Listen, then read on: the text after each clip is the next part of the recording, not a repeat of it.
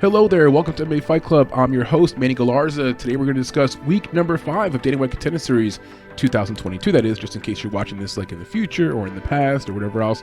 2022, week number 5. You know the drill. Tuesday night, 8 o'clock p.m. Eastern, Las Vegas, Apex Arena, 5 bouts. We have one female fight in the card again this week. The main event is going to be a heavyweight bout between Eduardo Neves and Michael Parkin, both undefeated fighters and heavyweights, so should be some excitement. We'll give you our favorite picks to win each fight, discuss the background of each fighters, and tell you why we like whoever we like. Also discuss some of the prop bets. Some fights we're better off looking at the prop bets instead of choosing a side. Unfortunately, though, the numbers for the prop bets are not out yet. We'll do the best we can to give you a guesstimate on them. At least we have the lines for the money line. We'll discuss those with you. With all that said, guys, we're going to start first off by talking about our summary of week 4, how we did, and also a quick summary of how we did in the season. We'll start with that, and then we'll jump to this card. Okay, just a recap of week 4, how we did. We ended up being negative 0.62 units, so just about $62 total in losses. The straight picks, that was where we definitely played the price. We were on Thomas Paul with a quarter unit at plus 280. He lost that fight in the main event. We liked Ivan Valenzuela, and we weren't alone. A lot of people liked Ivan in this fight. Very disappointing end to that fight. Ended very quickly. He got knocked out in round 1. He just had a small moment of lapse in judgment. Tried some type of like back fist thing. Didn't work out. Gets knocked out. We had a quarter unit on him. Lost that. We liked Joe Johnson. We got him early. We had him at around plus 200 on the main line. He opened at like plus 350 somewhere on some books. We had a stab on him at a quarter unit. That paid out $50 or half unit. And then we were on Claudia Lete to win her fight with a quarter unit at plus 190. And you know, if you watch that fight, it really just depends on how you want to score it. I thought there was an argument for her to win. It was a split decision loss. Round 3 was the deciding factor, and she just gave up a little bit too much control time. And so Hailey Cowman, I thought, justifiably won the fight. If you want to go into like old school stuff and say, well, Claudia finished on top, she was the one with the better optics at the end of the fight, I agree. Unfortunately, not enough for her, so she loses the fight there. We lose that fight. We had Jack Cartwright versus Jose Johnson. Johnson going over round and a half at minus 230. That was successful. And then Hailey Cowan versus Claudia Lete, the fight going over round and a half. That hit at minus 350. We had 0.75 units or 3/4 units on that to win $63. So we won that parlay. That's nice. We had Jack Cartwright in a parlay along with Claudia and Hailey going over round and a half. Unfortunately, Jack Cartwright, he lost. Then we had some stuff with PFL. We had Pacheco to win. We had Romanov to win. And they had over round and a half with Claudia Ribeiro and Ivan Valenzuela. Terrible there, right? Because the fight ends early for Venezuela, so we lose that. Romanov loses his fight too, so we lost 2 of the 3 legs. Of course, Pacheco won. And then the last parlay we had going on was Pacheco and Elena Kolesnik. Pacheco to win, she won. We had Wade, he lost in the PFL. Robovics, he won. And then the fight going the distance with Cartwright and Jose Johnson, not go the distance, and that did go the distance. So it was kind of an up and down card for us. To have negative 0.62 units total is not so bad when you have a bloodbath like that in terms of a betting perspective. Now, overall for the full season, all 4 weeks combined, we are up plus 2.92 units. It's a silver lining because right now, negative 17 units overall. We are negative on the year. But the last 4 weeks, if we're up 2.92 units, we've done well. Week 3, everyone did pretty well because that was the week where all the favorites won. So it was kind of hard not to do well in that card. Anyway, we're on to week 5, so we're going to try to get back into the winning column, pick up some W's, creep our way back up at least to even before the year's out. And so let's get started here with the card.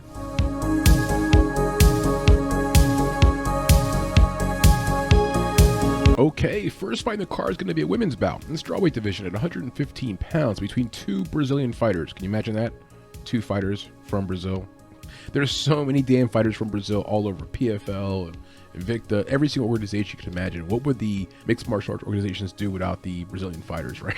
Anyway, we're back to this fight. Denise Gomes, who's 5-1 overall. You may recognize the name if you followed us here on our channel because we do breakdowns for Invicta, and she fought in Invicta 46. Got a nice win. We'll talk about that win in a moment. Anyway, she's a big favorite here at minus 250, depending on what book you're using, which I think that is not an appropriate number for 2 lower level female fighters that are still earning their way. But nonetheless, she's minus 250-ish. 22 years young, very young fighter, 5'4" in height with a 64-inch reach, and she trains out of Parana Valtudo, which is a very good gym down in Brazil. As for her counterpart here, Rayana. Not to be confused with Rihanna, it's Rayana. Amanda is her last name, and I thought to myself, do they have this backwards? Is her name Amanda Rayana? She's kind of got that Ricky Bobby thing going. two first names. Anyway, Rayana is 11-5 overall, a little more experienced, that's notable. 4-1 in her last 5 fights. A dog here though, at plus 185. She's out of Para, Brazil, 27 years old, so a few years older, 5'3" in height and a 66.9 inch reach, about a 4-inch reach advantage there for her, which is notable. And she trains out of Maraja Brothers team, which I believe is also down in Brazil. Now, at the numbers on Tapology have Gomes to win at 90% to be exact. Wow, that's surprising. I think Gomes probably wins the fight, so I'll get out the way. I'll tell you I'm picking Gomes to win. But man, she left a lot to be desired in her last fight in Invicta. I mean, might I remind you that she got knocked down twice in round 2? And the woman she was fighting had not too long before that given childbirth, had given her a run for her money, and she was losing the first 2 rounds. Anyway, we'll get to that in a second. But I think there's recency bias from the standpoint that Gomes has the win. So you go to Invicta, you see, okay, round 3 finish. You don't watch the fight. You're thinking, okay, it's Invicta, high-level promotion. You got Amanda. We'll just take the Gomes girl. I don't know it's a safe route. I'm going to choose again Gomes to win, but I'm going to try to give you an argument for both sides as to why I think this fight could be at least pretty close. So for Denise Gomes, she's from Brazil. She's a Muay Thai foundation. She went professional 2017 with no amateur experience. She lost her pro debut via round 2 TKO. But the fighter she lost to, by the way, is now currently 12-5 overall and a pretty good fighter. So it wasn't the worst of losses. It's aged well, as they say. She's fought in Invicta and SFT prior to this opportunity. And Invicta is a very good promotion. All women's only, but very good high-level promotion. She fights out of a right-handed stance, so no southpaw stuff from her, just traditional right-hand stance. Her last fight, that's the only fight I'm going to talk about for her. She fought Milana Dudovia, a Russian woman, this year, round 3 TKO win on Tapology. But that fight was greasy. She was a plus 100 underdog in that fight. I did choose her to win pre-fight, so I'm glad that ended up working out. I cashed that ticket. But she lost round 1 and 2. In round 2, she got knocked down twice. And what ends up happening here is that Milana Dudovia, who had recently given birth, who had a tough weight cut, was exhausted at the end of round 2, had nothing in round 3, eventually balls up, falls to the ground, and the referee, I don't know, he should have stopped it there. She was tired, yes, but Gomes wasn't doing much, wasn't landing much damage. As a matter of fact, if you look at the face of Milana after the fight, she had like no damage. Nonetheless, it was stopped. I understand it. She was exhausted, probably would have been finished at some point either way. For Denise Gomes, she came in late replacement. Should be noted, tough weight cut. She came out there after losing round 1 and 2 and came back and got the win. So a lot of positive from the Gomes standpoint when you look at it that way. It's like glass half full, half empty. But let's be honest, she fought a woman who had recently given birth. And that woman won round 1, round 2. So just putting it out there. Now, what do I like about the way Denise Gomes fights? Number 1, high finish rate, especially for a women's fighter. 4 of her 5 wins have been by finish, and all of them by TKO. She's actually got some hands. She has a win in Invicta. So regardless of how I think that win happened, or if she's quality win, whatever, it's still an Invicta win. That's a lot more to say than we have from Amanda when we talk about Amanda's background and her Tapology. And last but not least, she did a great job dealing with adversity in that fight against Milana. Think about it. Late replacement, traveling from Brazil all the way to Kansas, whatever, Missouri, wherever they have Invicta events at. Late replacement, tough weight cut, is losing round 1 and 2, comes back and wins in round 1 to finish. What are my concerns now for Gomes? She lacks head movement. That's why she got knocked down twice in round 2. Her head movement is not good when the fight starts. You get a little fatigue going on. That's it. There's no head movement. When you watch the knockdowns, it's like she's there and she's like leaning back, and then fwapata. The punch hits her and she's like, oh, I'm on the ground. So yeah, not the best on her feet. She needs to incorporate a ground game to have a successful fight. Now, maybe not a finish, but just a successful fight, a path to victory. I mean, put it out there. Last fight, she got dropped twice in round 2 alone. It's a women's bout. Just got to keep that in mind. Let's move on to Rayana Amanda, the woman with 2 first names. Also from Brazil, went professional 2015. So has been a pro for 7 years, it should be noted. Has fought in small regional promotions up to now. So nothing quality, no Bellator stuff, no LFA or Cage Warriors. Very small, low promotions, a lack of, let's say, competition. Put it that way. She fights out of a right-handed stance, so both fighters are right-handed. Her fight I want to talk about, Isabella Padua, 2019. A doctor stoppage, she lost the fight. Padua is 5-3 overall. I watched the fight. What I come away with thinking is that Amanda is raw. That's what I come away thinking. Now, granted, it was 3 years ago, 2019, I get it. But she's raw. Like, she'll circle. She's very dependent upon her overhand right. Like, she'll throw this overhand right a few times, very hard, early in the fight, but doesn't really land. That's her only way of backing up her opponent. Her grappling is average. What I like about her game, what does she do well? Well, she does have good footwork. So she'll let you pressure the pace, but she'll circle and circle and circle and does a good job of it. She also has a powerful right hand when it lands. She'll throw it. It's not accurate, but if it lands, it'll at least get the respect of her opponent. Now, what are my concerns for Amanda? Her strength of schedule is one of the worst I've ever seen. Matter of fact, when you use the term strength of schedule, it should be changed for her. It should be weakness of schedule. I mean, listen to this. Her last 4 opponents, the last 4 people she fought, the combined record is 0-11. There's no way to decipher what kind of fighter she is. Now, I'm not blaming her for that. Good job by her management team. She just fought 4 people that don't have a single win between the 4 of them. And now she has a shot on Contender Series? That is amazing. I mean, matter of fact, whoever her managers are, her agents, whatever, I applaud them. That's good work. I love Contender Series. I love Tuesday night MMA action, midweek. I love this shit, dude, right? But damn, this is what we're doing now? We're putting people in here who have 4 fights against people that have no wins. So, you know, we're talking very low level. And I'm going to be honest with you. It's for this reason alone, this number one reason, that I'm choosing Gomes. I think Gomes has tons of flaws in her game, and she's very young at 22, and she made some mistakes last fight, and her head movement's terrible, and on and on. But she's got to be able to beat somebody who has not fought anyone. I think Gomes has just enough to win this fight. Imagine if Amanda were to win the fight, and she would like to get a finish of some kind, and Dana would have to give her a contract. Then this girl, Amanda, would go into the UFC, and she would get mollywopped. Like, completely killed. Completely killed. It would just be crazy. I see the fight going towards Denise Gomes. I'm not super confident. I don't love the money line here with her being like almost 2.5 to 1 favorite, but she probably wins the fight. The better bet might be the fight goes the distance. They are evenly matched. Amanda likes to circle. Denise doesn't have like finishing ability. If you look at the last fight, look, oh, she finished the last fight. No, she didn't finish Milana, whatever, Didieva. But Didieva was exhausted, just gave birth to a baby. So this fight likely goes over 2.5 or goes the distance. I'm going to take Gomes by decision. I think it's going to be a no contract situation. Having known what I've just told to you, the basics of this, like Amanda has fought no one. Gomes has at least fought some people. I got to give Gomes the edge in this fight. Now she had a full camp, more prepared. Last time I was a last minute thing, a tough weight cut, the whole deal. So I think Gomes gets the fight. We see a better version of her. How will I play it? I might be inclined to parlay Gomes. She's one of the few favorites in the card I do like. And the prop I like the most would be the fight going over 2.5, starting around 3, and then of course going the full distance. That's your breakdown, guys. Good luck with this fight.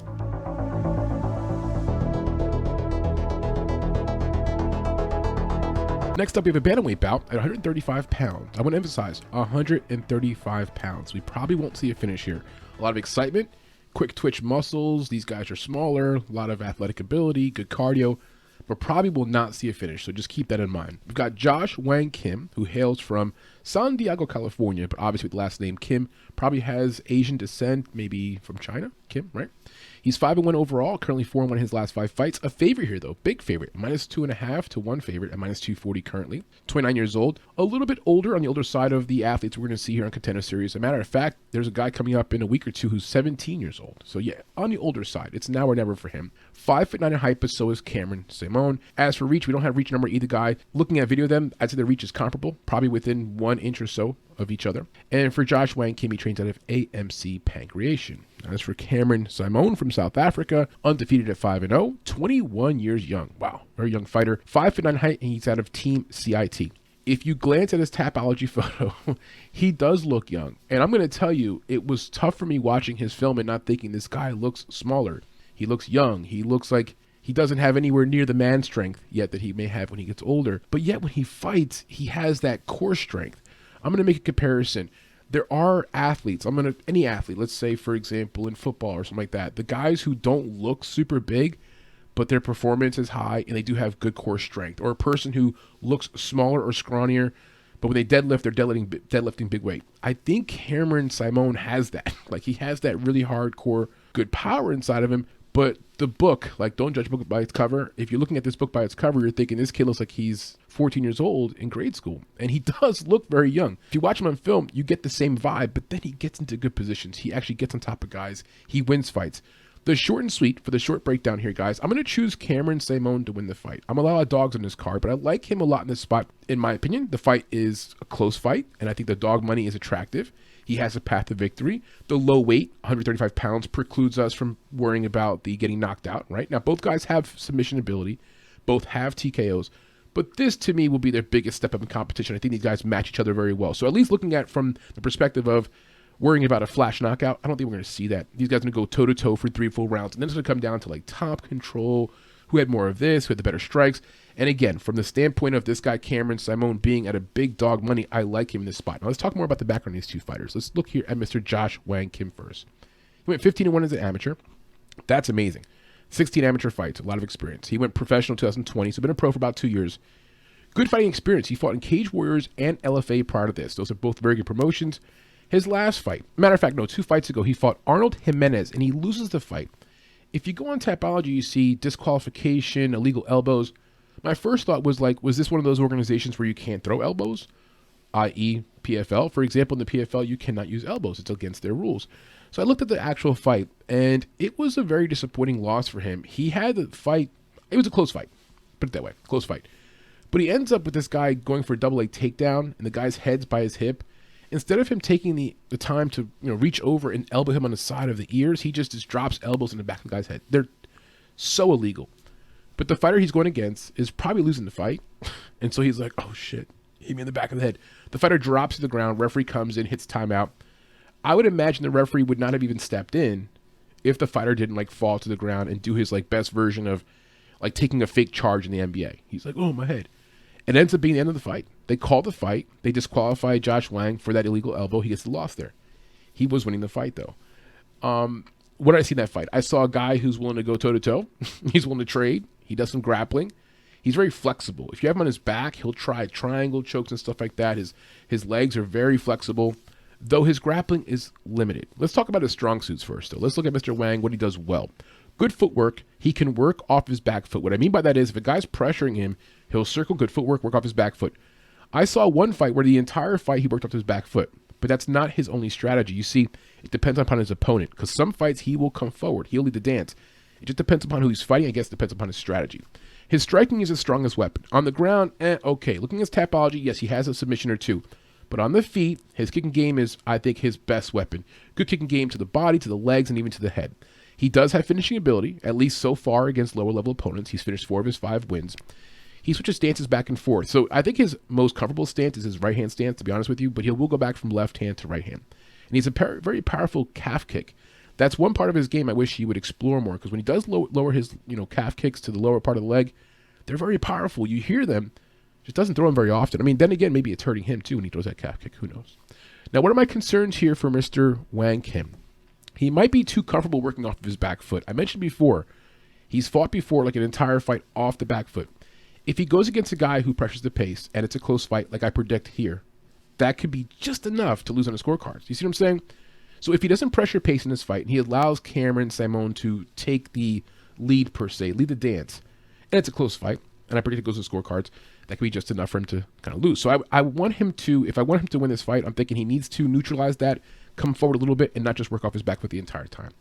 He has some ground skills, but the wrestling is The BJJ is okay. If he fought a guy who was an amazing BJJ guy, I mean, of course that goes for anybody, but if he fought a guy who was above average BJJ skills, that would be a nightmare for him, because I see him being very sloppy on the ground.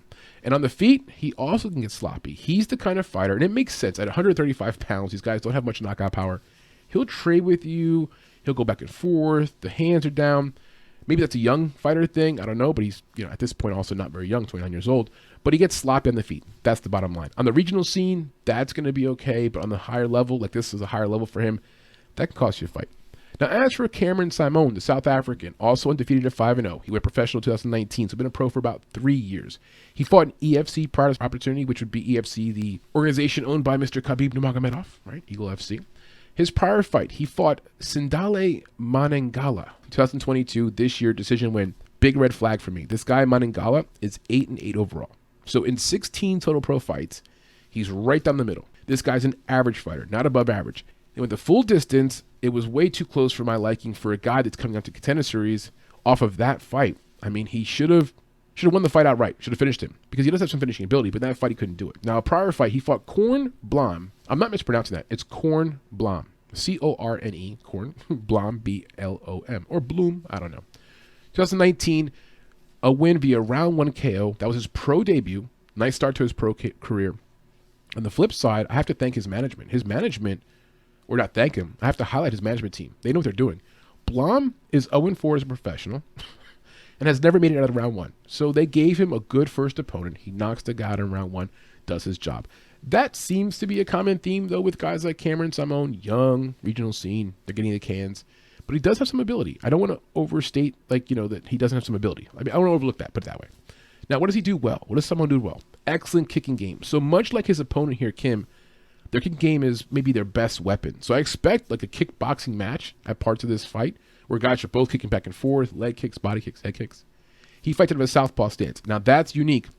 For Josh Wang-Kim, he'll switch stances back and forth, but for Mr. Saaimon, he fights out of a southpaw stance the entire time. Always an adjustment for the other fighter.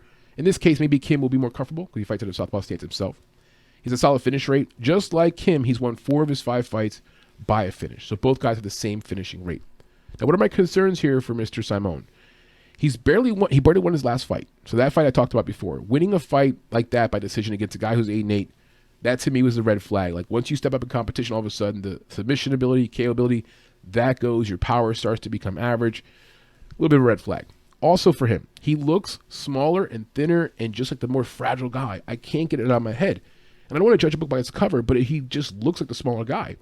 And if you watch their fights, and if you watch Josh Wang-Kim, you watch the weigh-in, watch all of it. He looks smaller. He does look smaller. I'm still going to pick him, though. I'm still going to stay with Saaimon to win the fight. He's the kind of guy where, yeah, don't judge a book by its cover. Watching him on film, he definitely comes to fight. He's not scared to fight. I think at some point, maybe there'll be some close moments in this fight where maybe Kim can get some top control, vice versa. But when it comes down to it, these guys fought like 10 rounds, right? Imagine 10 rounds. I think Saaimon wins 6 of those 10 rounds. I think he just got that much better of an energy, more of a skill set, more of a striker, more balanced. His ground game is underrated. I just see a better path to victory for him. And I have to admit, if it was a pick'em, I might feel different. But with the price tag being almost plus 175 here for Cameron, he's got a shot. And for the UFC, why not? Young, South African, that market's still pretty much untapped. Experience-wise, identical. You got 5-1 versus 5-0. Same amount of time in the cage as a professional. Cardio-wise, they both check out. Finishing ability looks good for both of them. 4 out of 5 fights, they both finished, but it's against who? Kind of a question mark. Striking, they both have striking ability. I think that's where the fight's going to get exciting. That's where we could see a possible finish. I think still go to distance, but some damage, some exciting moments. And as for grappling, I'm curious there. Who's the better grappler? If it gets to grappling, who wins that battle? If the prop gets released on your book, the fight goes the distance would be the prop that I would look at the most. That to me would be the best betting spot. I like Saaimon, the South African, to win the fight, but not going to contract. By decision, that's your pick. That's your breakdown. Go look at this fight, guys.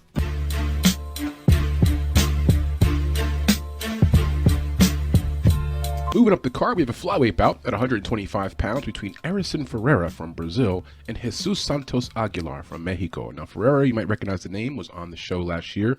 Won the fight by decision. Did get a contract. He's now back for round 2. I did hear a stat out there that fighters who have come back to the Contender Series a second time, all of them have earned a contract their second time around. So if that is true, Erison Ferreira is in good company, right?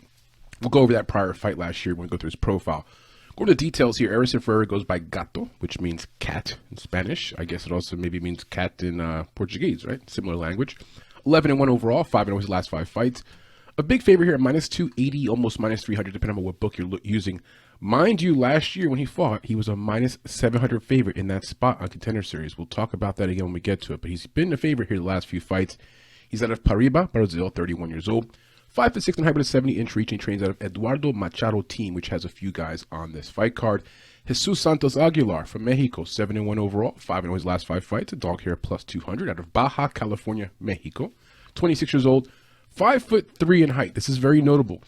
It's 3 inches here on Tapology. It may even be more. He tends to be the shorter fighter. He's going to have a reach disadvantage, a height disadvantage, and that's going to play into, obviously, the Erison Ferreira side for his camp. If you think he's going to win, that reach advantage will play a part in this fight. As for the gym that Jesus is out of, Jesus, I don't have it here listed on Tapology, and I didn't look it up. If you know it, put it down below here in the comments section. I appreciate that. Now look at the votes in Tapology. Interesting. So Santos Aguilar is getting 57% of the votes with 444 votes in, with 43% coming in for Ferreira. So Santos Aguilar is the favorite. Could that be recency bias? People watching Erison Ferreira fight last year as a minus 700 favorite, go to decision, not dominate the fight. So people thought he lost the fight. It could be some of that. But when you look at just the numbers here, the side-by-side comparisons, if you didn't know who these people were, one guy's much bigger. It's hard to overcome that. I'm going to give you the short and sweet of it. I am going to choose Jesus Santos Aguilar to win the fight, but it's for 2 reasons. 1, it's big dog money. If you want to get a better return, you got to take a sniff on this. Number 2, he does have a path to victory. He does have a way to make this fight ugly. He is a grappler wrestler. He can make it happen. So out the way, out the gates, that's my pick. I like Jesus Santos Aguilar before we get into the longer breakdown here. So for the longer breakdown, the people that want to keep listening, Let's go further into the backgrounds. If you want to move forward in the video, that's why we have timestamps there. You could just jump forward and go on to the next fight. As for Airison Ferreira, he's from Brazil, fights in a right-handed stance. He went professional in 2016 with no amateur experience. He fought in Jungle Fight Promotions prior to this opportunity. He won a Dana White Contender Series last year. We talked about this. So last year, comes in as a minus 700 favorite, and he fights an Asian fighter, Lun Q. Sometimes the names are reversed. And he loses, he wins the fight by decision as a minus 700 favorite. And I'm going to tell you right now, it's my humble opinion, he lost round 1 and 2 of that fight. He got knocked down in round 1. He kind of got bullied a little bit in round 2. Round 3, okay, let's give Airison Ferreira round 3. But when the scorecards came out, it was all 3 scorecards for Airison Ferreira. I remember this fight vividly. I had a little bit of a sprinkle on the dog, and he didn't win. I was like, whatever. But I thought to myself, I thought this guy won. Listen to the broadcast. Fast forward to the end of the fight. You hear Bizbang and company saying that, listen, they were really surprised. Now, granted, they're not the measure of all correct decisions, but it seemed as if Ferreira may have lost the fight. He wins the fight. Like, wins the battle, loses the war, because Dana White says, hey, dude, you came in here as a minus 700 favorite, and you kind of didn't really win the fight. We'll see you next year. So now he comes back here after that fight, which was a year ago. I'm going to tell you, if you like Ferreira, watch that fight closely. There's a handful of things in there. He gets a little sloppy at times. He gets reckless. He gets clipped. It's a plethora of things. You could flip it over and say, well, he got through it. He came back and he won the fight, right? Okay, so you can look at it that way. Now, what's to like about Airison Ferreira? He got seriously hurt in that fight. So he gets clipped and shows he's got some survival skills. For a young fighter, you love to see that. It's like a half glass full, half glass empty situation. We do like the fact that he came back. We don't like the fact that he got clipped. He has displayed excellent ability to get up if he's taken down. You do like that. He's the longer fighter. He will have to defend takedowns in this fight. But in the past, from the film that we've watched on him, he does get back up pretty quickly. He has a very high finish rate so far. The only question would be the caliber of competition. Is he fighting guys that are quality? He's fighting guys that have a winning record, but it's like, again, who are these people? He tends to be a slow starter. That's one of his biggest crutches. And if you look at that fight against Lou last year, that was a bit that was a bit of the issue. He came out a little bit too patient, and Lund came at him like a crazy man. So he dropped in round 1 and got knocked down in round 1. Most of his opponents have been very low level, so it's hard to measure, again, his skill set. This is a common theme for all Contender Series fighters. We're not trying to pass the buck here and say we don't know, throw our hands up in the air. The reality is he was a minus 700 favorite last year, and that was way off, right? You look back at that fight, even the books were off. People were way off. There's a lot of question marks about these guys. You could have a guy coming into Contender Series undefeated, 5-0, 6-0, 7-0, knocking out every single person. Look back at those people, you're going to find some question marks. It's low-level promotions. There's a reason why they're fighting in Combate or smaller regional promotions, and they're not fighting in a higher level just yet. Now, what are my concerns here for Ferreira? Well, I mentioned it before. And the last thing that I have for Ferreira is he tends to get a little bit sloppy. So if you watch this fight last year against Lund, his hands are never really high. Like, he's never holding his hands up, like protecting his face. They tend to be under his chin. Once he starts exchanging, he's a longer fighter, gets a little bit sloppy, goofy, loses technique. It's a mixture of all that. I think it's indicative of a younger fighter. I'm not criticizing him for that. I'm just saying that's what we see on film, is that he gets a little bit loose at times. Remember last week with Ivan Hernandez? It's a fight where most people had him picked to win, but he never gave himself a shot because he made one mistake. Tried some spinning back fist thing that had no real chance of doing anything.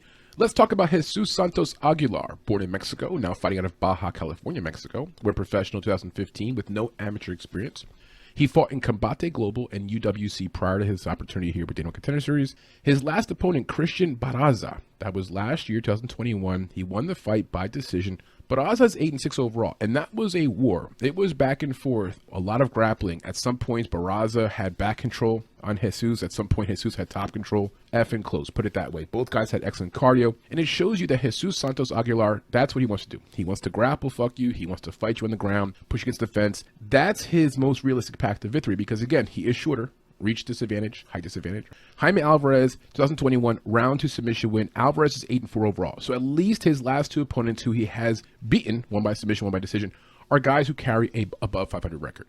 Now, what's to like here about Mr. Aguilar? He likes to work in close and put his opponents against the fence. He will be the one leading the dance. If he's backing up for some reason, he's either hurt, gassed, or something else of the ordinary is happening to him because he wants to come forward. He wants to push you against the fence. He wants to close distance. He does a good job of it, too. I mean, he knows he's a shorter fighter. He's aware of this. He knows he can't sit out there like Muhammad Ali and land jabs for 3 rounds. It's not going to happen. He's also got solid submission ability. We talked about, again, he's not great at distance, not good at boxing. Look at his numbers. Of his 7 wins, 5 he's won by submission. He knows where he's putting his bread. And he also likes specifically the guillotine choke. His last 3 submission wins have all been by guillotine. Now, what are my concerns here for Jesus? If he cannot get the fight to the ground, if he cannot tie him up against the fence, meaning Ferreira, he will lose the fight. Punto. There's no other way to put it. He will lose the fight if the fight's on the feet for 3 rounds. Here's the question mark about this. Could there be some pressure? I saw an interview. It was on MMA Holes. There was an interview there with, was it Concrete Carpenter? The fighter who fought last week on Contender Series and got the win. He like dropped round 1, came back, won round 2, round 3. It was by decision, I believe. He says something like this: I'm glad to have the monkey off my back. I'm glad to be able to have my contract and have my chance down the UFC. And then specifically said, you know, and I definitely, you know, don't want the pressure of like, how do you win and like getting a finish. And he used the word, he said, it's disgusting. You see, because a real mixed martial artist will tell you this idea of making us into like bloodbath warriors and you have to get a finish and you have to finish him like a video game. We love it as fans. We do. We all love it. But Dana is playing on that, and you could hear in the tone of Carpenter's voice, and I'm sure he represents a lot of mixed martial artists that say, I'm in there to execute my technique. Okay, we heard Rose Namajunas talk earlier this year about how, why does everyone want me to get all beat up and bloody? These are people too. We like this as an entertainment. We want to see blood. We want to see what we saw with Luke Rockhold and Acosta this past weekend. I get it. You know, at the same time, like, you know, like Carpenter just told you, like, it's disgusting when people tell them they have to have a finish to get a contract.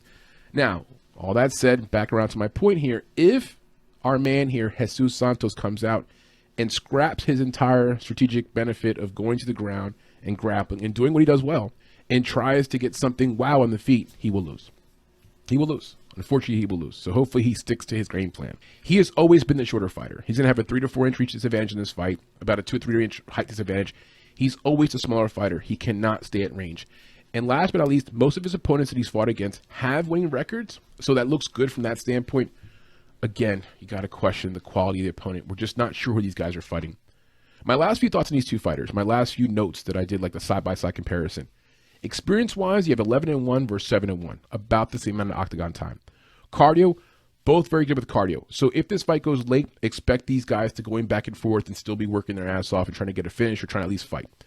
Finishing ability, they're both capable of finishes, but it's kind of ironic. The minute they take a step up in competition, decision, right? So last 2 fights for both these guys have gone to decision. I suspect this fight also goes to decision. So though they have finishing ability, I touted the finishing ability of Jesus Santos Aguilar with his rear naked chokes and guillotines. I don't know that it works against Erison Ferreira, who's pretty game and a good fighter himself and also from Brazil. When it comes to striking, advantage to Erison Ferreira, clearly. Longer arms, more natural striker, kicks, everything he does at range, he will be much more superior to Aguilar. When it comes to grappling on the ground, I give an advantage to Aguilar. Now, it's a slight advantage. He's going to have to keep Ferreira down. He's going to have to maintain position control. He is the smaller fighter. So from a betting perspective, I do want to take a shot on Jesus here. I think it's worth a sprinkle. Now, how much? Not sure offhand. It's plus 200. It's not like an amazing return. It's not like plus 300 or something like that, but it's still plus money. To bet on Erison Ferreira, you're betting on the fact that no Dana White Contender Series fighter ever came back and lost their second fight. That's a good thing. He may have matured the last year, trained, got things out of his system. Last fight kind of caught him off guard. He's more matured. His second time around. I mean, there's a lot of reasons to like Ferreira. But damn, at minus 260, a guy who kind of laid a dud last year at minus 700, yeah, he won, but like it was a dud. It just gives me the heebie-jeebies. So I'm going to probably place a bet of some kind on Jesus Santos Aguilar on the money line. Not sure how much. It won't be very big. Nothing more than a half unit. But the best bet, I think, in this fight is the fight going over a round and a half, over 2.5, starting round 3, going the distance. I see 2 tough guys. We're talking about a Mexican and a Brazilian. I mean, traditionally, very durable cultures. And so I think these guys go the full distance, toe-to-toe, and we see Aguilar squeeze out a decision via the grappling control time. And let's hope the judge get it right, because last year when Ferreira fought Lund, I thought Lund won, but hey, man, is what it is. So nothing against Ferreira. I like him. I think he's a good prospect. He's only 31. Well, actually, time out. He is 31, interestingly enough. So he is the older guy. If I'm looking at an investment standpoint from the UFC, 26-year-old Aguilar might be the better investment. At the same time, though, it's going to be ugly fighting. So it's like, it's a give or take. I think Ferreira gives you a more exciting fighter. He works at range better. He's going to be more explosive, more flashy, more cheers. Aguilar is going to lay and pray, good position control. But I think it wins the day in this fight. So that's my pick. I'm on Aguilar to win. Let me know what you guys think here. Give me some comments down below. And as usual, if you look down below here in the description here on YouTube, you will see the video library there with a ton of links for prior fights of all the fighters we're talking about. Let's move on.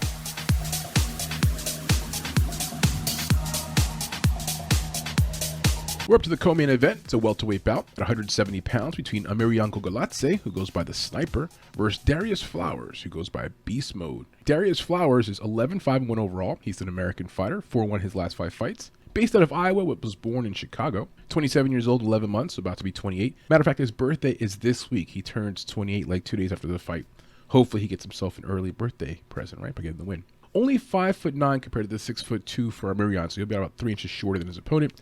72-inch reach. He trains out of Chicago Fight Team and Elite Boxing Academy. As for the Georgian fighter, Amirian Gogoladze, who goes by the Sniper, he's 14-2 overall, 4-1 his last 5 fights. He's 24 years old, so about 3 years younger. Age is not much of a factor. He's 6'2", a little bit taller. No reach number on Amirian Gogoladze, but having watched him fight on film, I'd say his arms are comparable to his height, so he'll have about a little bit of a reach advantage here over Darius. He trains out of UFD Gym. The votes on Tapology are coming in strong for the Georgian fighter. 89% to be exact for Gogoladze, only 11% for Flowers. I get it. The money line just came out, and the money line has Gogoladze as a big favorite. Matter of fact, at minus 300, it immediately made me take a double take, because I'm thinking to myself, well, this is before I've watched film. I see the money line, I'm thinking to myself, well, Gogoladze must be much better, right? He's got some pluses, definitely. I mean, there's some exciting things about his game. We'll talk about it. But it's hard for me to back a Contender Series fighter at minus 300. It just seems a little bit outlandish. I'll go over the breakdown with you. I think Amirian Gogoladze can win, but this is like a toss-up. This is a 50-50 fight for my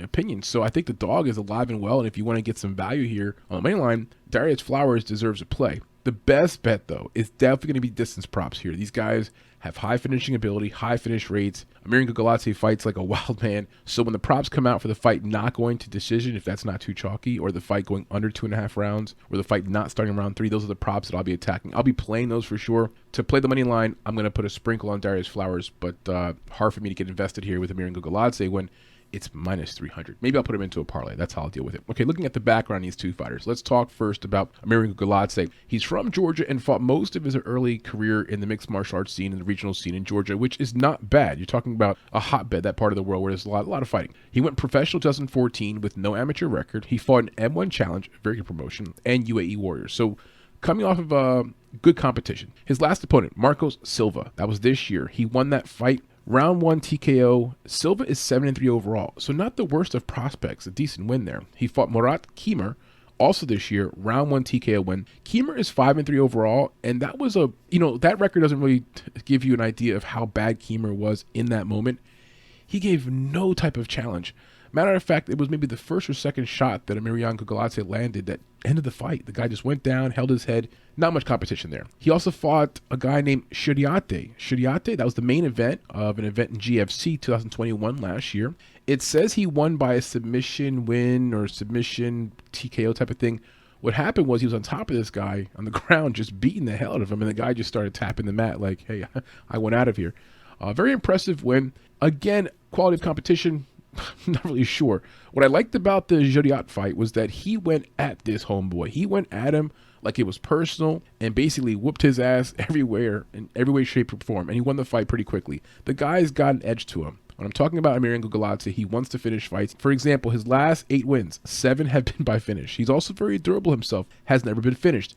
That's important to note because some people who are high finish rate guys also tend to be getting knocked out. They tend to be reckless, and so they don't have a very good chin. In this case, so far, so good. His only losses were both competitive losses. One was by a majority decision. The other one was very close as well. So he's never been beat the hell up or obviously finished. Has fought in the main event of smaller promotions. I mentioned that because he's used to some brighter lights. Now, granted, it's not like PFL or Bellator or UFC, but still having be on the main card for a small promotion is a bit of a leveling up for younger fighters.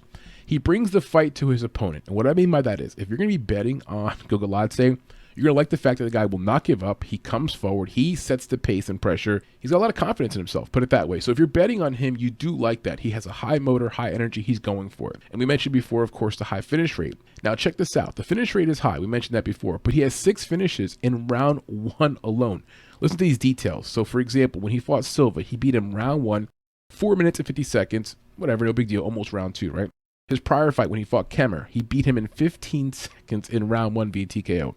When he fought Saaaiman, he beat him in a minute and 48 seconds, round 1 via TKO. He beat Kush in 54 seconds in round 1. He beat Carlos in a minute and 28 seconds via round 1. Valama 10 seconds in round 1, and then also beat Sagov by a rear naked choke in round 1 in 53 seconds. Now, granted, we're talking about not the who's who of the most competitive opponents, but there's a theme here. The guy is going after people. He's coming after you. He wants to finish the fight. You like guys like that. It is very impressive. At the same time, could that be driving this money line out of control? At minus 300, I get he's finishing people left and right, but this is a higher level opponent. He's fighting a guy who's actually decent here. Now, what are my concerns for Mr. Amiryan Gogoladze? Well, we mentioned the recklessness of opponents who tend to have high finish rates, but then they also tend to get finished a lot. He is reckless. You see, so far so good. He's not paying for it, but he comes out like really quite wild. Now, the striking is good. Technique is pretty good. But when you're reckless like that, there's two things that could happen. It's a two-prong issue. Number one, you can get countered. No question about it. Now, countering means counter-punched. You could be counter-grappled. So let's say you get off balance and a guy like, Darius Flowers, who has some body locks, has some Roman Greco skills, will look to then take the fight to the ground and get on top of him. That could be a problem. Or number two, does he get a cardio dip? Does the reckless all-out assault in round 1 result in a round 2 or round 3 cardio dip? I haven't seen that from him recently because all his fights are like round 1 he wins. But guys who also have that in their pedigree tend to then have a harder time round 2, round 3, a la Mike Tyson, a guy who had never really been the distance, had been beating everyone right away. When someone took him to deeper waters, that became part of, the issue for him. So in this fight, I do wonder for someone like Amiryan Gogoladze, that high motor, that high, propensity to want to finish fights in round 1, could it become a problem later on in the fight? And my only other concern is we don't know how he responds against better talent. He's fighting cans. He's doing a great job. I commend him for it. But how does he respond when he faces better competition? It's a question mark we have about almost all the fighters in the Contender Series. Now, as for Darius Flowers, the American fighter, based out of Iowa, but again, born in Chicago, he's got an 11-5-1 amateur record. That's notable because his opponent here has no amateur experience. That's 16, 17 total fights as an amateur. That's worth something. As an amateur, he fought Josh Fremd, F-R-E-M-D. If you don't recognize the name, Josh Fremd is in the UFC. That was an amateur fight. He lost that fight, unfortunately. He has done some boxing along the way, so if you look at his tapology, you see some boxing matches in there. He fought an LFA prior to this opportunity. I would compare LFA as either equivalent or better than the M1 UAE experience that Amiryan Gogoladze has been fighting. Because LFA is legit. Now, his prior opponents, Darius Flowers fought Tim HILEY this year, round 1 TKO win. He lands a nasty uppercut. And when it lands, Tim HILEY resets. It's like when you hit the reset button on a video game, Tim HILEY resets. And then from there, he goes down. The fight is deemed over TKO. Granted, HILEY is 8-4 overall, and he's 1-5 in his last 6 total combat fights. He's done some boxing in there and mixed martial arts. So HILEY, not great competition, put it that way. His prior fight, Daniel GADLEY, that was also this year, a round 2 TKO win. GADLEY is 4-2 overall, so at least he's above 500. He used a very strong body kick to start setting everything up, and then from there finishes the guy. To me, it looked like GADLEY had no business in there with my man Darius Flowers. And this is where it gets hard to predict these fights. Let's be honest. We're watching their prior film. We're trying to gauge an idea of what they can and cannot do. What do they do well? When you watch them fight against cans, it's tough to gauge how good is this guy, because that guy is just not good. You know what I mean? They do one thing which you like from both fighters. They're finishing lower level opponents. You like to see the fact that they're taking the trash out. Now, what's the like here about Darius Flowers? Well, he's very active. This year alone, this will be his 4th fight. Now, check this out. I looked up his tapology. I saw these fights in 2022. Well, there was a span of 3 weeks where he fought 3 fights. No kidding. He fought April 16th, April 22nd, and then May 6th. Yeah, man. 3 fights in 3 weeks. On one hand, you're like, damn, dude, he's about this life. Like, he's no joke. He's finishing people fast, taking no damage, taking fights often. You love it, right? There's a flip side to it, which I'll talk about in a second. Tremendous punching power, excellent core strength. You notice right away with this guy, he is stronger than most of his opponents. Well, it makes sense, right? He's fighting these cans. But no, he has a core strength about him. He's got a wrestler's type of strength. If he gets that Roman Greco body lock on you, he's going to drag your ass to the ground. I believe he'll try that at some point here against his opponent. He does like to lock it up and get on top of you on the ground if he can. What are my concerns here for Mr. Darius Flowers? Well, number one, the low-level opponents. We're having a hard time deciphering how good are you, Mr. Flowers, and I'm not questioning him. I kind of am, man. I am questioning. I'm not questioning him. I'm saying the competition doesn't allow us to get a real idea. We can't vet the fighters so easily with Dana White Contender Series. And with that said, it leaves a lot of question marks. Durability concerns with Mr. Flowers. Check this out. He's been finished in all 5 of his pro mixed martial arts fights. And I say pro MMA fights because his 3 boxing matches, guess what? He's been knocked out in all of this as well. So if you combine boxing and MMA, he's been finished 8 times. So there are some durability concerns there with Mr. Flowers. Now, if you like Amirian Gogoladze, you're saying, you see, he's going to finish him. Okay, I see what you're saying. Maybe that's a prop you want to attack, is looking at Amirian Gogoladze into the distance. I'm just saying at minus 300, it is a little chalky for a guy who's making his Dana White Contender Series debut. My other concerns for Mr. Flowers, he's fighting 3 fights in 3 weeks. We talked about this a second ago. On one side, you're like, damn, this guy's got some cojones. But how do you train? How do you improve? How do you get better when you're fighting so often? Like, the equivalent would be like if you had a football player who doesn't do any practicing and just has a game, three games in a row, 3 weeks in a row, no practicing, no time in between to get better. If you're fighting that often, you're not actually making improvements. Granted, the fight experience is important. It's very important for a young fighter. You want to get cage time. That's critical to development. But the actual training part, the actual getting better, learning new things, hard to do that when you're actually fighting all the time. So I'm concerned about that for him. We watched a handful of fights in these guys. The good thing is there's a lot of film out there of these 2 fighters. You know the drill. Look down below here on YouTube. In the description down below, we have all those links available for the prior fights as part of our free video library. Take advantage of that when you have some time. In conclusion, here's my thinking. When you line up side by side, there's things about these guys you love. The high finish rate, both finishers. Striking with power, tons of power. Grappling is okay. They both have some grappling skills. Experience-wise, you can argue that Flowers has more experience because of the long amateur career, almost double the amount. Then you can argue that Amirian Gogoladze has more international experience, has fought in guys in M1 Challenge and UAE Warriors. They're very similar. This is why I come to the point of why is he minus 300? Now, if Amirian comes in here, Gogoladze, and gets a finish and looks like minus 300, great. I was wrong. I was doubting him. I just think in this spot, it's dangerous to bet that. I think the best bets here are the fight going under 2.5 rounds, not starting round 3, or the fight just simply not going to decision. I would be shocked if it goes to decision. The only problem with those props are, what if that prop for the fight not going to decision is like minus 500? Then you lost the value. But I would be looking to parlay one of those props as opposed to looking to parlay Amirian Gogoladze. For the Gogoladze people out there, the ones that are faithful to him and think he's going to get a knockout here, that prop should be attractive. It should be sitting somewhere around like plus 150 to plus 175. I would think it's at the distance prop for Amirian or just a TKO prop for him. Now, if you take the round 1 prop for Amirian Gogoladze, now we're talking about some more plus money there. Nonetheless, here's what I'm going to do. I am going to choose Gogoladze to win the fight. I do think he's got something special here. And that Tasmanian devil attitude, it's there. It lines up also. Mathematically, you just put it together. Like high finish rate, guy who gets finished. It should line up. There is a but there. I think if you're a sharp bettor and you take a shot at that plus 240, which I might do, I understand it. It makes sense. You're not making money betting minus 300 money line spots on people that are very inexperienced. I mean, look what just happened at UFC 278. Look at Woodson's fight. Look at Romanov's fight. Look at Usman. These guys were all around the minus 300 range. So for this guy to be minus 300 here in a spot where he's, in essence, a rookie, it's a little chalky. You might be getting set up there by the casinos. That's the breakdown, guys. We like Gogoladze to win the fight, most likely by TKO, most likely early on in round 1. That's his MO. But be careful here of this spot. Let's move on.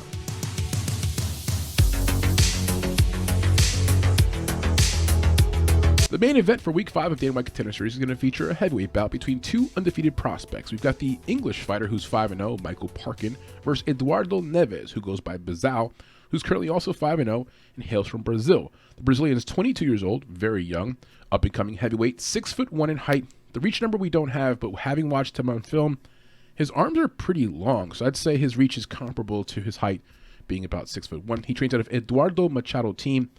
And I do want to mention we've seen a few fighters from that gym on this card, so kind of nice to have some of your teammates in the same building.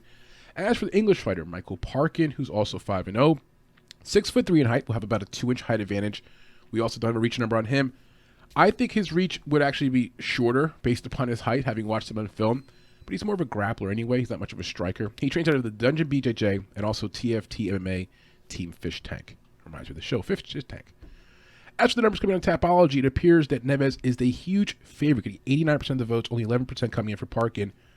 I don't agree. First of all, it's low-level heavyweight, so we should be looking first of all at some prop bets, considering going the distance, under, over.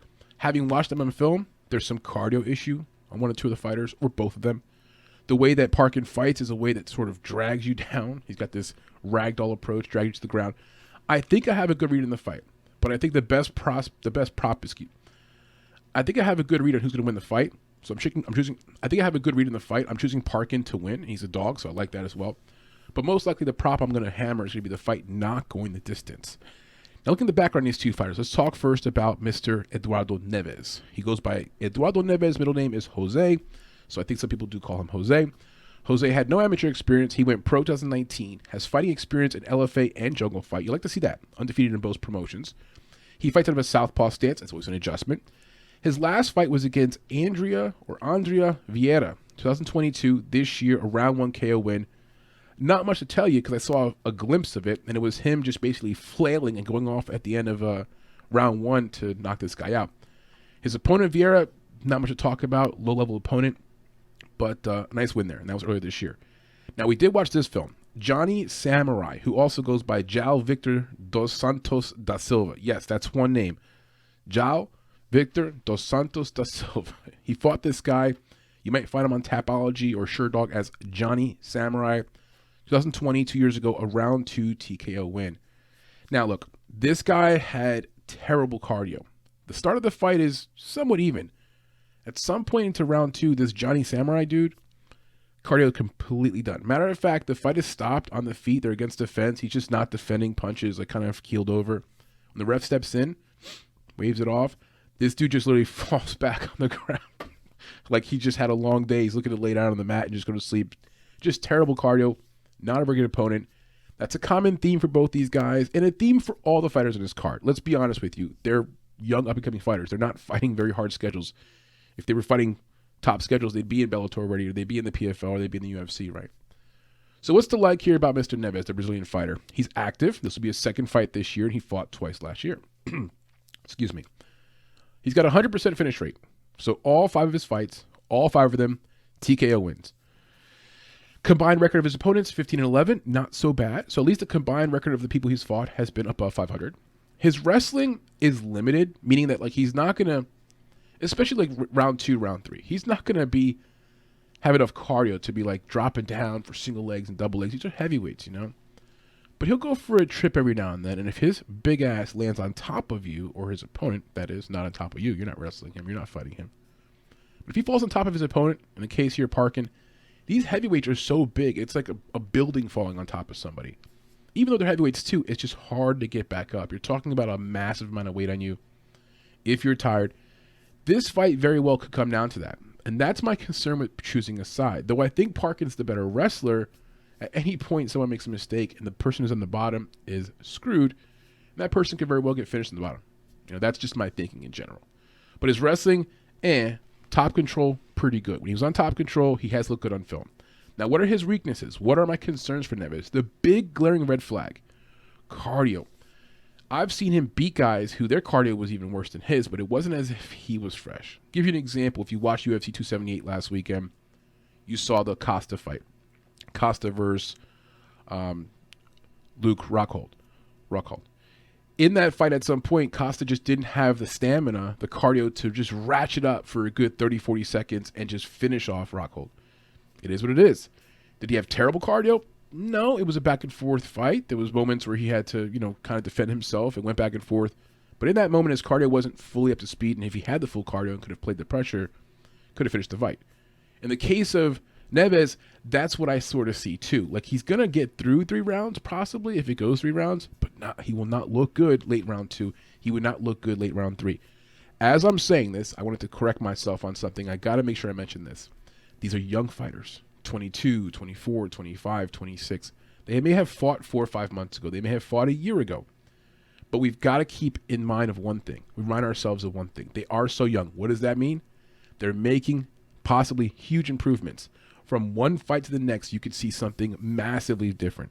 In the case of Neves, if he has any kind of a competent coach or a manager, advisors around him, they've watched these last few fights. Cardio needs to be improved. So if he's made that improvement, that becomes no factor here. But I've seen it be a factor in recent fights. He's also displayed little to no wrestling in terms of wrestling attack. Now, he finds himself on top of people sometimes, but it's like people falling. He's falling on top of them. In this matchup against Parkin, Parkin's a pretty good wrestler. I don't think he's going to have the benefit of just falling on top of Parkin as long as Parkin is using his head. So his wrestling is not great. Once he's on top control, does some good things. He is a natural heavyweight. I like the fact that he at 6'1". He looks taller than that. He looks like 6'2", but he's a natural heavyweight body. The thing is, though, it's not a very well-built body. I mean, it looks like he's a natural heavyweight, but you know what I mean? Like, it's not quite tidied up, if you get my point. And so, one more thing. He's vulnerable to leg attacks. That's a twofold thing. Number one, he's a big guy, stands heavy on the feet. Most heavyweights do, right? His front leg's out there. And then as he gets his cardio going down a little bit, then he's also not good on his feet. He can't move very well. If a fighter were to attack that front leg, he'd get a lot of success there. That's just my opinion. I'm not sure that it's in the arsenal of Parkin, who's going to be looking to wrestle. But if Parkin, who's done some leg kicking at times in his fights, if he attacks that lower leg, at least to start the fight off, that could be a way to sort of change things up, you know, make Neves think about something else. Now, as for Michael Parkin, the English fighter, he had a 7-0-1 amateur career. Now, that's notable because when you're talking about Neves, who went pro 2019, LFA experience, yes, jungle fight experience, but had no amateur experience. With two fighters who only have 5 pro fights, that amateur record of 7-0-1, those 8 fights, that looms large here in the case of experience. I think it does, at least. I mean, maybe I'm overstating it. He went pro 2016. That's Michael Parkin. He's a right-handed boxer, boxing stance, not a Muay Thai stance, not a karate stance, very tall. His most recent opponents, he fought Fatih ATKAS, 2022 this year, round 2 TKO win. ATKAS is 6-11 overall. Enough said. These next few fighters, this was funny to me. I went back like 1, 2, 3, 4 fights, and then I couldn't help but to go back on all his pro fights, right? His prior opponent, Ashley Pollard, he won that fight, TKO. Pollard is 7-8 overall. Saaimon, the last name is Polish. We'll just stick to Saaimon. First name is Saaimon. 2021, last year, round 1 KO win. Saaimon is 2-5 overall. He fought a guy named John Lysick. Mr. Lysick is 2-23 overall. Thomas Vikis, his first opponent in the pro scene. Mr. Thomas Vikis is 1-12. Yeah, 1-12, 2-23, 2-5, 7-8, 6-11. Those are the records of the people that he has defeated to be 5-0. Huge red flag. If you have fought in cans, almost no matter what you do in there, almost, not everything, but almost no matter what you do, is not really a reflection of what you could do in a real fight. Because, can I draw like a crazy example? It would be like if somebody who was an 18-year-old, I don't know, athlete, a very healthy young man, were to go ahead and fight like a 7-year-old kid. Of course, it's going to look dominating. You know why? Because it's not matched up, right? You're fighting somebody who has nothing, no ability. Could Michael Parkin be a good fighter, and then on the regional scene against lower-level opponents look good against guys who are who is this guy who's 2-23 beating? You know, I'm not blaming Michael Parkin. These are the fights you take when you're young and you're building the record. You want experience. This makes sense. But let's say Michael Parkin comes in there on Tuesday night and just gets completely mollywopped by Neves, it looks awful. We shouldn't say, oh my gosh, what happened? I'm surprised. No, he's been fighting very low opponents, you see. Now, what's it like about Parkin? His wrestling, his ground attack, if you watch any bit of film on him, the fight doesn't stay on the feet very long. It's not the most entertaining way to finish someone. You know, ground attacks, ground and pound, it can get ugly and bloody, and it still can be somewhat entertaining. Some submission ability can be entertaining. But for heavyweights, I think the average fan wants to see them on the feet, trading. For Parkin, he fights a lot like Alexander Romanov, who just lost this past weekend against Marcin Tybura. He wants to grapple. He wants to bring the fight to the ground. He's good at it. He's a good wrestler. He likes top control. That's where he exists. On the feet, has a pretty good jab. Not an amazing jab, a decent jab. Now, what are my concerns for him? Well, I kind of just said it. If he cannot get the fight to the ground, if he has to fight in the feet, that's where Neves has the advantage. Neves has swifter hands, more fluid movement. I mentioned that Parkin has a jab. It's an okay jab. So if you force this fighter, Parkin, to fight on the feet, he's going to be at a huge disadvantage. And that, from all types of standpoints, makes him a one-trick pony. I've never seen him on the feet look amazing. Now, his opponents, too, again, have been not the best. This will be the toughest opponent for him, I think, by far. And especially on the feet, he'll be outclassed, outmatched. Now, when he goes in to take takedowns, right? One fight in particular, I can't remember the guy he fought, but he fought a guy where he came in for a takedown, and the guy was like, flop, flop, flop, pieced him up. And you can see his head flopping around. He sort of falls into like that double leg position. Gets a takedown, keeps moving forward. It's a blip on the radar. But I thought to myself, it reminded me of something. Remember when Curtis Blaydes fought against Derek Lewis? And Derek Lewis just timed the perfect uppercut as Curtis Blaydes was coming in, and Blaydes was Aladdin, sleeping. The way that Parkin comes in with his head wide open, going in for takedowns, I'm sure the Neves camp is looking at some knees, uppercuts, moving the feet, whatever he can to just stay away from these takedown attempts. But having watched Parkin on film, he's made that mistake. He's coming with his head wide open. So this counter strike idea that Neves might have, it's a possibility. Parkin has to improve in how he comes in for his takedowns. At some point when you come in for a takedown, your hands will have to move from your guard to get the takedown. But how you set it up can at least limit the amount of damage you take coming in. We watched a handful of fights. I've been in this film, about 6 or 7 fights in total. All those fights are part of our free video library. You can find them down below. You'll see those links in our description here in YouTube. In conclusion, this is a low-level MMA mixed martial arts fight between 2 heavyweights. It's on the Contender Series for a reason. To choose one side and bet, I think would be a bit careless. The best prop for me is the fight simply not going the distance. I think that's where you're the safest here. Now, if you don't want to bet it either way because it's low level, I get it. I'm edging Parkin. I think he has the path to victory with the takedowns, top control. Neves, questionable cardio. But if it's on the feet, though, Neves has a chance. Now, looking at the money line right now, I'm even more attracted to Parkin because he's sitting at plus 165. I wonder by Tuesday, though, will this line close and get a little bit closer? I don't know. I think so. They're both 5-0. When you watch them on film, you don't see much difference. Neves is 22. Parkin's 26. Yeah, on Tapology, Parkin's age is not listed, but he is 26. I found that on SureDog.com. My last few thoughts on these two fighters. Cardio-wise, there's an advantage for Parkin.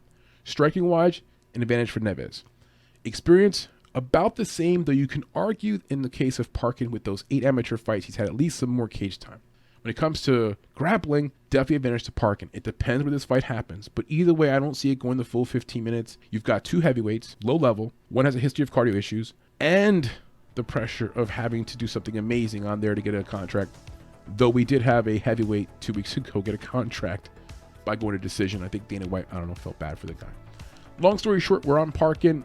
May pull the trigger on some kind of wacky parlay, lottery parlay where we have him in there, like, 15, 20 bucks on a parlay where he's a piece of it with some other dog on this card. But for now, we like Parkin. That's our choice. Good luck with this fight, guys. This brings us to the end of the episode, guys. I'm going to give you a summary of our picks to win. At the top, we like Parkin in the main event, Flowers, Aguilar, Saaaiman, and the first fight in the card, we like Gomes. I know a lot of underdogs. My thinking here, though, is this. It's low-level mixed martial arts. These are very young fighters. To have these big spots, minus 300, minus 260, just seems to be way too big. Use a parallel for you guys. Look at the UFC 278 card last weekend. You had guys like Woodson in there, Romanov, Usman, people at minus 300 spots, and they lost. Now imagine this. Low-level fights, young fighters, to me, it's an opportunity to hit some of these dog spots. The spots I like to bet, I'm going to put a sprinkle on Parkin. I'm going to put a sprinkle on Flowers, Aguilar, and Saaaiman, all straight up in the money line. For Denise Gomes, I'm not going to bet her straight up. I think she wins the fight. Here's the part I like. Gomes versus Amanda going the distance. Gogoladze versus Flowers, the fight not going the distance. And Neves versus Parkin, the fight not going the distance. 3-leg parlay, I don't have the numbers yet for that because it's not available. When those props become available, though, I like that parlay again. That parlay is, again, Neves versus Parkin, the fight does not go the distance. That's the main event, heavyweight fight. Then Gogoladze versus Flowers, no distance. And Gogoladze is an animal. He comes forward. He's a crazy man. Tasmanian Devil. He might win the fight or he might lose. Either way, the fight's not going the distance. And then Gomes versus Amanda. We've got Gomes coming in here off of a weird, awkward win where she came back and won, but didn't show the best of herself. And Amanda is very safe. So I think there's a women's bout typically goes the over 2.5, goes the distance. So that's the part I like most. We'll have some more action on this. I don't know exactly what, but look at our profile and bet the tips. You'll see our profile there. And also check us out on Twitter and you'll see what we have available for this fight. But those are our picks again. We like Parkin, Flowers, Aguilar, Saaaiman, and Gomes. Good luck with this fight card, guys.